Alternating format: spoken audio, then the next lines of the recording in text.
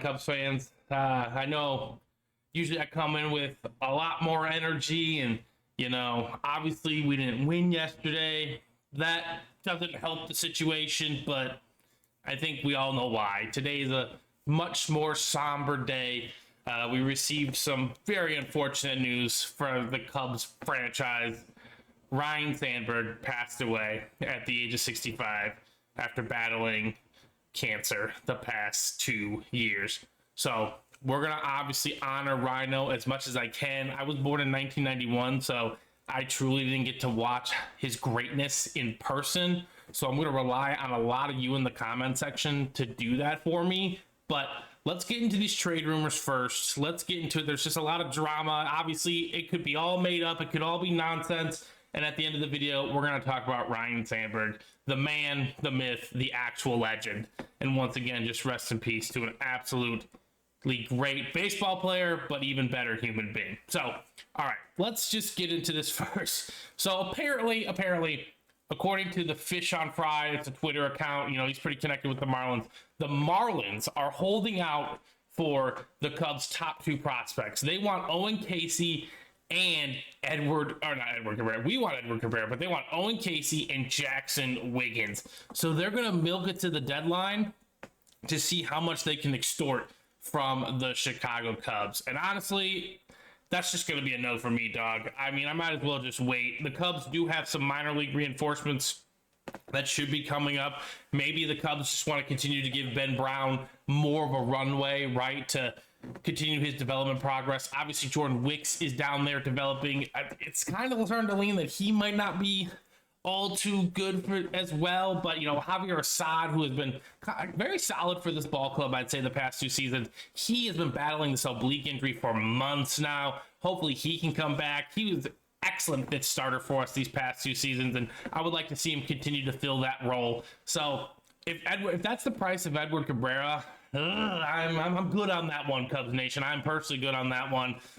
Even for Owen Casey, the only reason I would want to trade Owen Casey is for a frontline name like McKenzie Gore, which we're going to get into here towards the end of the video as well, or a Joe Ryan and Joan Duran type deal. So Owen Casey's kind of off the books for me in that sense. This is not a very strong market.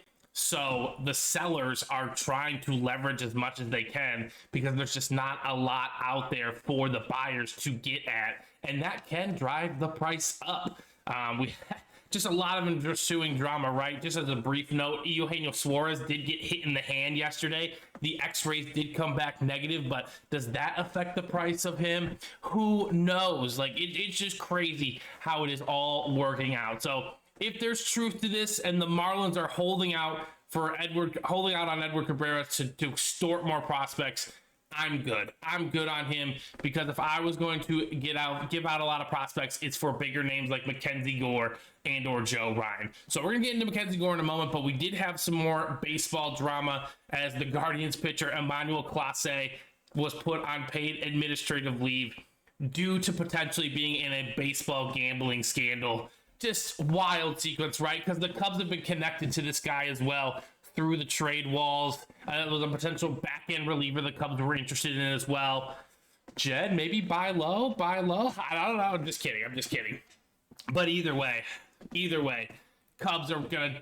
Emmanuel Clase no longer available for trade. He's untradeable in that sense. Another piece of news as well is Jed Hoyer got a contract extension. So, he's definitely going to be thinking about the best interest in the team's future as well as its presence. And he's going to do a delicate job of balancing that, which is the approach you want him to take at this deadline, right?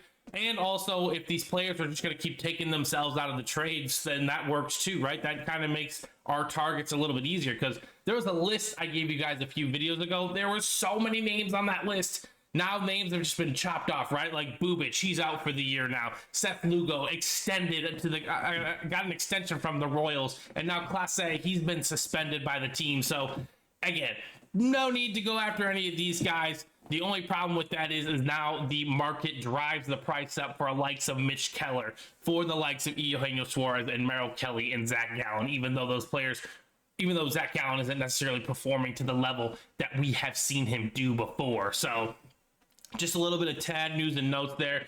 Let's just get into the big rumor here, right? This is the big one. There's a lot of smoke around this, a lot of national writers' prominence. It still doesn't feel like it's truly going to happen, because you're just like, why wouldn't the Nationals want to give up on one of the main trade pieces of that Juan Soto deal? Well, the Nationals are under new ownership. They did fire their coach and their GM. And honestly, they're kind of looking at the future and saying, hey, maybe our competitive window starts in 2027. And that's when McKenzie Gore becomes arbitration eligible.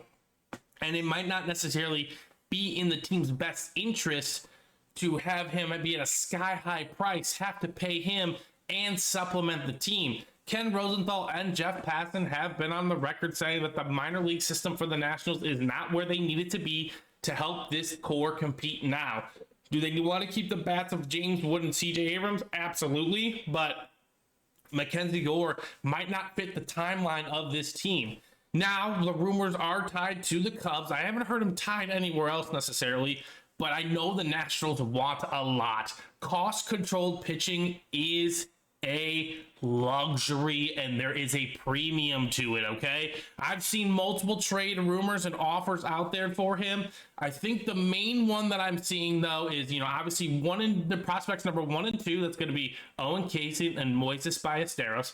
They are number 1 and 2. And then I believe like Triantos and Christian Hernandez, Jonathan Long and Christian Hernandez was the main package. Now I heard a rumor that the Nationals are trying to get Matt Shaw in on the deal, which I don't think the Cubs have any interest in doing. The Cubs do not want to trade Cade Horton or Matt Shaw. Bare minimum. They're already on the Major League club. They're already contributing at a very, very high level. They're getting better by the day. I don't think the Cubs want to deal with that at all. Are the Cubs okay with parting some of the minor leaguers? Yes, absolutely. Specifically a name like Jonathan Long, who's having a great season and is ready to come up and maybe help a team out. Yes, I'm all in on that. But again, the Cubs, it's all about if the Nationals want to part ways with McKenzie Gore, and it just doesn't seem like they truly want to, but they want to take the phone calls to make sure they do their due diligence on it. So I'm not sure what's going to happen here. I don't know if they're using the McKenzie Gore leverage to drive down the price of Edward Cabrera. There's just a lot of tactician going on between all these GMs and front offices, right? Who holds the leverage? That is the real question in this situation. It seems like the selling teams absolutely hold the leverage, right? Because they have what is needed for these combined teams, right? For the Cubs, for the Reds, the Tigers, et cetera, et cetera. They have all the pieces, right? Adding a bat like Suarez to your team would drive your offense through the roof, He's really the only bat that's available on the market. He's the only bat that I'm really hearing about that provides any value to an offense, right? There's not a lot of true number 1 starting pitchers out there. The only one that I can truly think of is McKenzie Gore and Joe Ryan. I've said this on the channel multiple times. Just because you're the number 1 starter on a team does not mean you're a true number 1. I really don't think there's more than 4 or 5 actual true number 1 aces out there in baseball. And I'm not saying McKenzie Gore is a number 1 yet. I think it's a little bit of a risk for the Cubs to, if they trade for him, that he develops into that number 1. You know what I'm saying? So again, there is a move the Cubs do need to make. We do need at least a starting pitcher or 2, and I would love some bullpen help. I would, again, in a dream landscape, if we added 4 players, I would love to add Suarez just to help the offense out. But I don't think it's becoming the biggest priority anymore. This pitching is absolutely necessary for this Cubs team to have a chance to win the World Series. The bats can get hot at any moment, but if the pitching isn't there to shut down the door, then we are doomed. We're doomed as a team. So that's what I've been hearing about the Nationals and the Cubs. I think they're just offering packages back and forth. We will see if the deal gets done. It's literally 2 days away. It's one of the most exciting times in all of baseball. So again, I'm excited for the trade deadline, and I hope you guys are as well. But if the Marlins are truly holding out for, that package from the Cubs, don't do it. Not worth it. Class A, off the board. He took himself off the board for us. Thus, that drives the price of Joan Duran, right? Another elite closer that the Twins have made available. It's just off the board now. So, again, the market is going crazy right now in terms of prices, and we don't really truly know the value of what someone's going to be worth until the deal is accepted.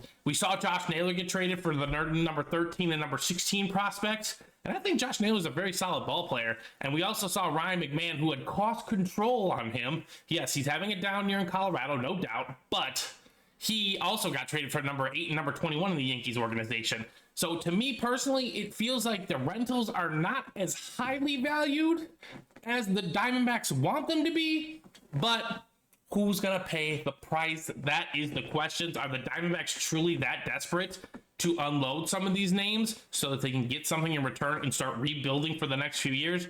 That is truly the question here for them as well. All right, so that's what we had to do with trade rumors yesterday. The Cubs unfortunately did lose to the Brewers, but that wasn't the news that really broke our hearts. We kind of alluded to it. It was kind of alluded to a few weeks ago on the broadcast. I believe Kerry Wood was in the stands wearing the Ryan Sandberg jersey. John Lester was in the stands wearing the Ryan Sandberg jersey. They had a nice talking about him moment when the Red Sox were in town.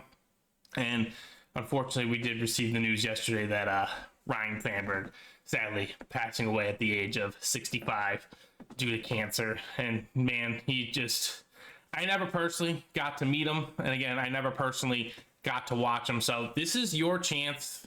Everyone who's watching the channel, who's commented, who's supported. I know I got people of all ages. Comment down below your favorite Rhino story. I mean, obviously, I know the legend of the Ryan Sandberg game in '84, right? He won the MVP. He won the home run derby at Wrigley. He's a Chicago Cub through and through.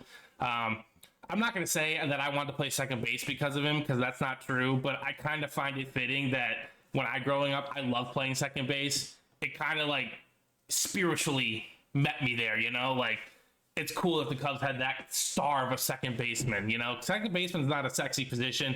Usually you want to be shortstop or pitcher or something like that. Second base is an underrated position. I gear myself towards second baseman personally, and what Ryan Sandberg did for baseball was obviously unmatched and unheralded. He was a power hitter. He brought speed. I believe I saw when I watched the video tribute yesterday, he had like 480 consecutive chances without an error. Just something insane. He was just a baseball player's baseball player. And obviously the Cubs Nation, we all are going to miss him dearly. That's the one thing you love about the Cubs is just, the legends are connected to the franchise, right? And I'm sure it's the same way at other ball clubs, but obviously we're not as connected to them as we are our Chicago Cubs.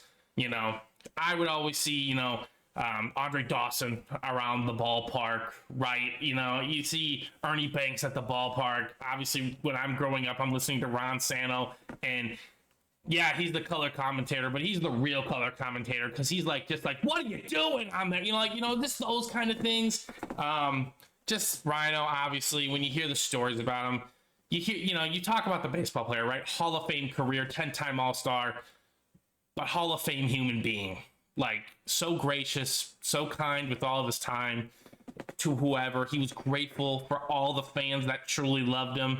And yes, was he on a couple of Cubs teams that did really well? Yeah, but he also was the heart of Cubs teams that struggled immensely in record-wise. But he always brought you to the ballpark, and he always gave you something to watch as a Cub fan, which is truly all you can ask for from a baseball player.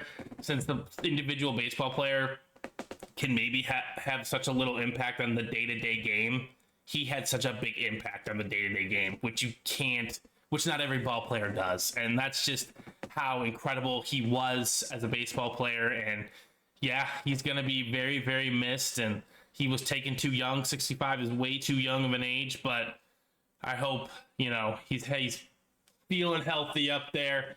He's hanging with the boys. He's hanging with Ernie, Ronnie, Harry, the gang, just having a good time. And again, thank you for all you brought to this Cubs team. Whether when you played, when you helped the minor league system, he was at spring training this year.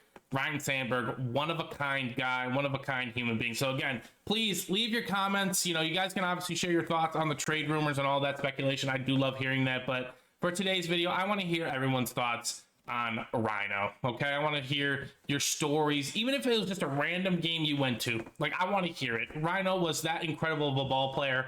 And I never truly got to watch him, and I can tell you that firsthand. But I've seen the highlights. I want to hear everyone's highlights who truly loved Rhino. So rest in peace, Ryan Sandberg. Your soul is free, you are healthy, and F cancer one last time. So that's going to do it for Cubs Daily. I apologize for being such a somber kind of episode, but we have to honor Ryan Sandberg. He truly is one of those guys that deserved it. So hope you all enjoyed the show. Again, smash that thumbs up button. Subscribe to the channel if you're enjoying the content. And hope you all have a great rest of your day. Let's get back in the win column tonight. We got Colin Ray on the bump against Quinn Priester. It's going to be a good one in Milwaukee. Go Cubs, go.